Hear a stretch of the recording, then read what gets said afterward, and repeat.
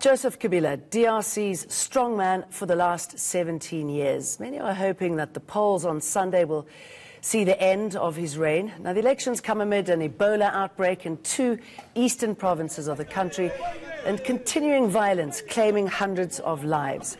The governor of the country's capital, Kinshasa, today ordering a halt to campaigning in the city for security reasons, a move the opposition views as an attempt to meddle in the race.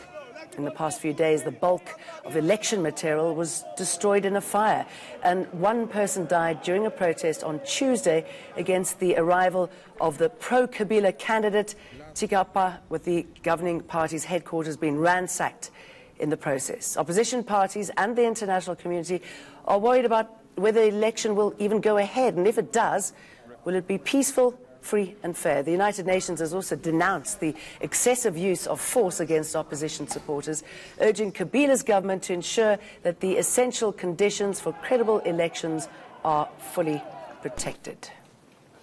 Tonight we have in our studio Africa an analyst, Jean Boissa and Prince Abenge of the Africa Solidarity Network. Very good to have both of you with us. It's a pleasure, madam. With the community here, I mean, what are the feelings and the hopes and the desires? Yeah, we can't stop hoping, but when you look at the whole preparation, it looks like the Congolese electoral body, we cannot expect any readiness. They are not ready to conduct or to hold an accountable, credible. And why is that? I mean, how much time do they need? We've had there is no political will for a transparent, credible election in the DRC. The government is playing hide and seek. They're just turning around the words. So they are not yet ready. They are not ready, and they are doing it wittingly, because Kabila is not yet ready to go. I mean, you can understand why there's no enthusiasm for them to have elections, considering Kabila doesn't want to go. Well, I do think, madam, that this is a mere joke in terms of, and it's a tragedy instead of saying a joke. And there's an African saying that says, nobody drowns twice in the same river. And in this case of this electoral process, it's not even twice, it's 3 times. And I would say that this is a scam. That's the biggest electoral scam that we have ever seen in the world. Just for the mere fact that Mr. Kabila is a dictator. And as a dictator, a strongman, in the words of his Excellency, former President of the United States, Obama, a strongman doesn't go like that. And a strongman like Kabila, who was a soldier, who was in the army. I mean, that's one of the tragedies we've seen, you know, in Egypt as well, that election, which is an utter farce. And yet it gets pulled off and gains some sort of traction, some sort of credibility. Is that the hope this time? We don't have any hope. I will tell you frankly, there is so much resentment in terms of the population itself. There's so much resentment in terms of the political leaders, either from the opposition or the power. And I'm saying that it is a scam because they all have taken the population as a hold-up to this election. Generally, when we speak about hold-up of election, it's when we are waiting for the result. Yes. But this time around, the hold-up has started prior to the organizations of the elections. We should have contested as the population long before the outcome of this election, which is in 5 days to go. There won't be elections. You have seen that they burnt the machine, but nobody is claiming to know where are the machines that were burnt. Yeah. We can see the cars, but we haven't seen any machine that was actually burnt. I mean, what sort of impact did that have? Seeing those pictures, I mean, it was shocking to see, right? And I mean, what a message, what a statement. Has that impacted people negatively? Do they think? But look at the environment where they say no, they tortured the touchscreen voting terminals. But it's a highly secured environment. There is a military camp on one side. So how who is that courageous Congolese who is going to go there at 2 a.m. and torch the facility? So it's it's a game, so they're just trying to play games and playing with psychology of people. You know, doesn't it frustrate you in the South? As I said, we see it time and time again, and the international community, the UN, everyone's outraged, and yet nothing. Yeah. So you see, let's just mention two things: the touch-screen voting terminals and the national security context in the DRC. It doesn't allow for a conducive climate of an accountable election or a transparent election.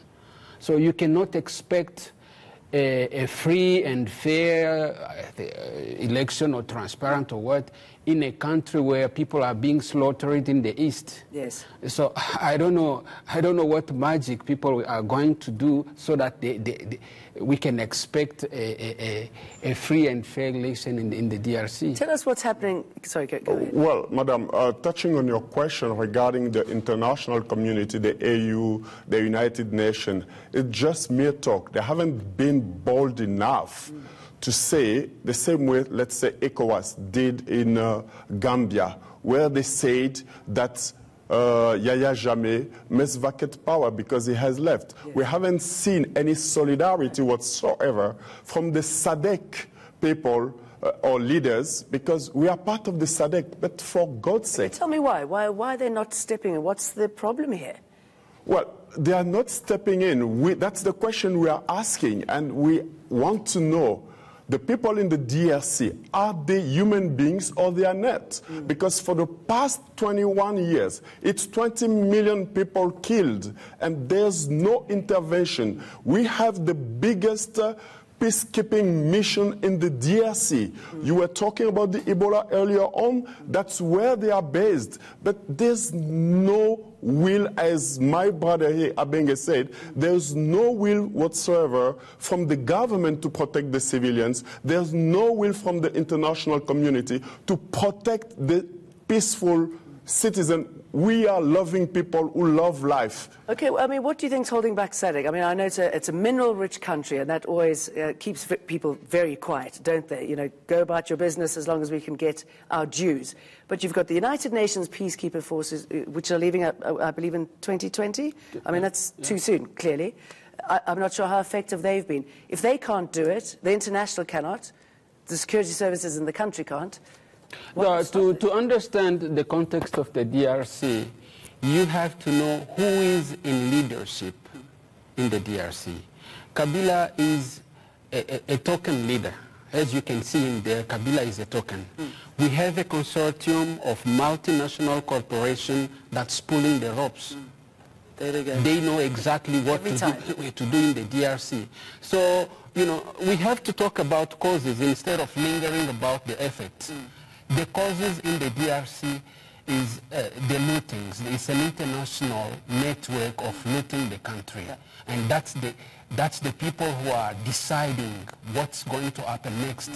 You remember in 2012 when the rebellion, the M23 rebellion was defeated. Yes.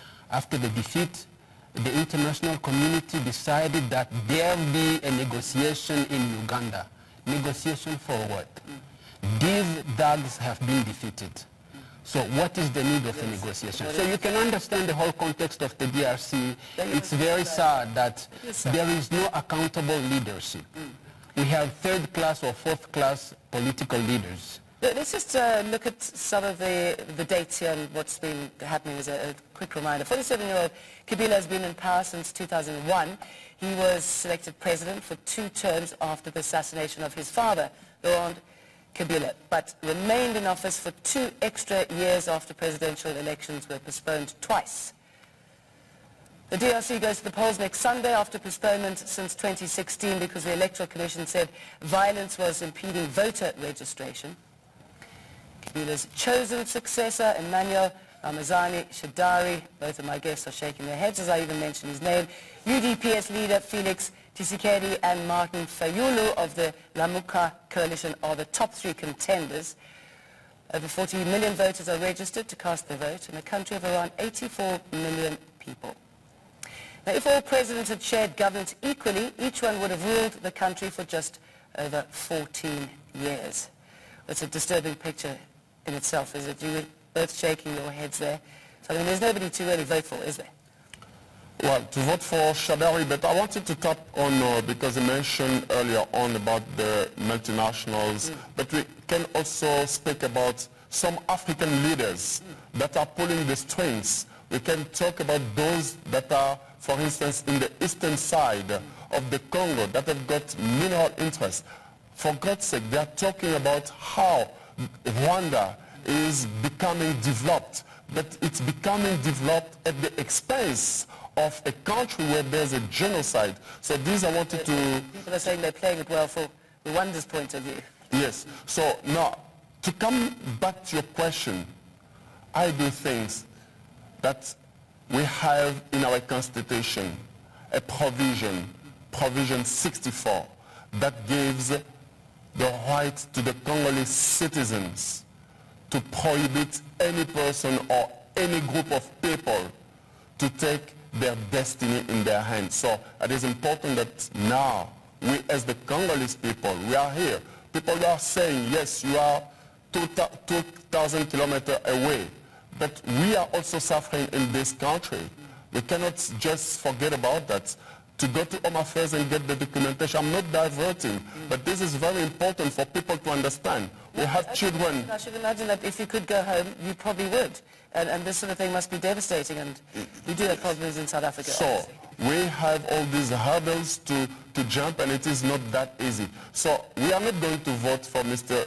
Shabari, and for us and for the community particularly, it is important that we apply the Article and Provision 64 for us to have our own freedom, liberty, and emancipation of the Congolese people. And we are calling upon His Excellency Cyril Ramaphosa to do whatever it takes, and all the SADC leaders, because I'm not going to speak about the AU leaders, because the person who is heading the AU is the president of Rwanda. Why am I going to talk about it while they are part and parcel of what is happening in the Congo?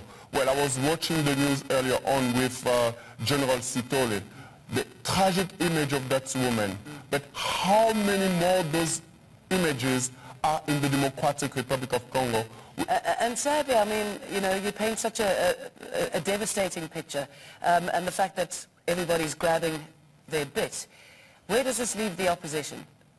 Okay, the opposition has been trying, you know, the touchscreen voting terminals were designed to work as a computer for electronic vote, ballot casting. So with the pressure of the opposition, it has been downgraded to a simple printing machine. And it's not always promising because, you know, the level of IT literacy in the DRC, and those terminals have to be taken in the countryside, in rural environment, working with batteries or generators. We didn't see that. The equipment, the electoral body promised. What sort of strength that the opposition have? I mean, there's been clashes amongst the opposition, which is obviously unfortunate. But do they stand a chance even if you get the voting booths up and running?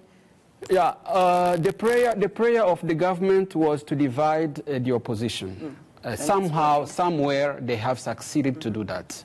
And it is really a good reason to dwindle the hope of having an accountable election.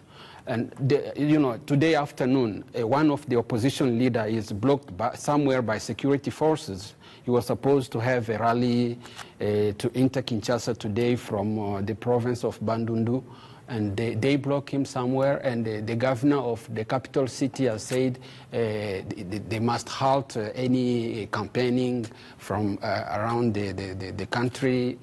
So, you know, there are signs of a very flawed electoral system. There are signs of a very high level of post-election conflict. So I don't know why should we be so complacent and say we expect that there will be an election. One of the candidates... And I can imagine that, you know, this election is important, isn't it? I mean, it's a real statement of where the country is going to go to, if it's going to move forward with change or just stay as it has been. It was supposed to be important. Well, that's, I would say that that's in itself a referendum, because today, as we're speaking, that was 21 years since the Titanic was down, when I was making that figure earlier on, figure of style. Yeah. And it is also since 2005, that was also another referendum on the 19th of December 2005. It was on the 18th December. Mm-hmm. It went extended until 19th December 2005. So this is a referendum. But coming back to your question, Jane, I would say this. If ever the opposition is serious, if ever the opposition is taking the citizens of the Congo very seriously, and they are there to defend the citizens of the Congo, it's never too late, do we say in French. Il n'est jamais trop tard. This is a time for them to unite. And therefore, maybe if they unite, because the regime has applied the maxim, divide to rule. But you have the interest of the Congolese people at heart. Unite now. It's 2 or 3 days before the elections. The polling stations were supposed to be rolled in the country, wherever, but it's not yet there, because today you know that yesterday, in fact, all those voter lists flew from South Africa, and we are very pleased with the support of the South African government, who has been supportive of what is happening in the Congo. Okay, we're going to have to leave it there, and if we get to speak to Cyril Ramaphosa anytime soon, we'll put the request to him and find out what South Africa's position is on what's happening in the country. But thank you for talking to us about the internal tugs and the proxy battles happening in the DRC. Thank you, John. Next up, how to stretch your rand this festive season.